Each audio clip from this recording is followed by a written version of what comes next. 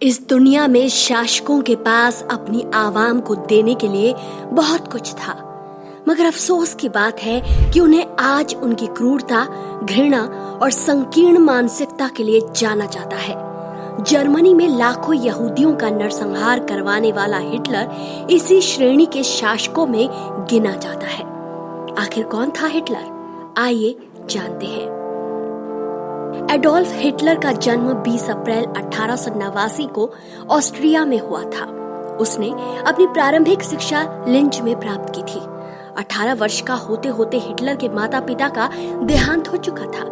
Hitler को कला के क्षेत्र में बेहद रुचि थी और ड्राइंग बनाने का बहुत शौक था। इसी शौक को पूरा करने के लिए उसने स्कूल ऑफ आर्ट्स में दाखिला लेने का प्रयास किया, पर असफल रहा। इसके बाद उसका झुकाव राजनीति की तरफ बढ़ा। इस दौरान वह पोस्ट कार्ड पर चित्र बनाकर अपनी आजीविका चला रहा था। यही वह दौर था जब हिटलर के मन में यहूदियों और समाजवादियों के खिलाफ नफरत बढ़ने लगी थी। इस दौरान विश्व भर में बड़ा कोलाहल मचा हुआ था। दुनिया पहले विश्व युद्ध की चपेट में थी। हिटलर भी एक सैनिक के रूप में जर्मनी की ओर से लड़ रहा था। पहले विश्व युद्ध की समाप्ति के समय जर्मनी की हार हुई। इसके बाद हिटलर ने सेना से त्याग पत्र दे दिया और जर्मन वर्कर पार्टी ज्वाइन कर ली। यही पार्टी बाद में नाजी पार्टी बन गई। इसके बाद हिटलर ने देश भर में राष्ट्रवादी विचारधारा का प्रभाव बढ़ाया और लोगों को यहूदियों और समाजवादियों के खिलाफ उकसाने की शुरुआत कर दी। हिटलर के भाषण इतने ओजस्वी होते थे कि घृणा से भरे होने के बावजूद समझदार लोग भी उसके घिनौने मंसूबों के प्रभाव में आ गए।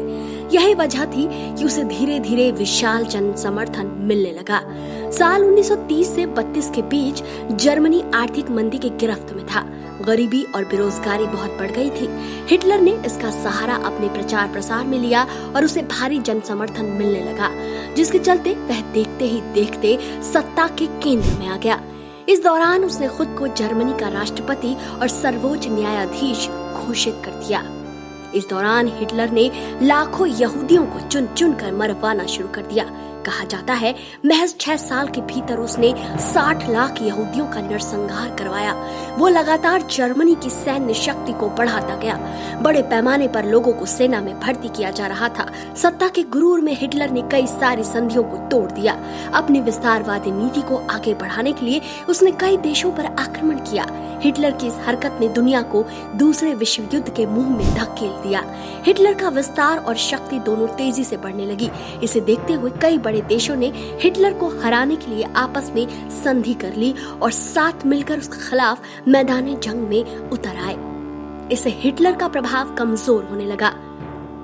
अंततः 1945 में जब अमेरिकी सेना जर्मनी में हिटलर को पकड़ने के लिए घुसी तो उसने खुद को गोली मारकर आत्महत्या कर ली। तो दोस्तों, कथा कहानी किस्से में आज के लिए इतना ही।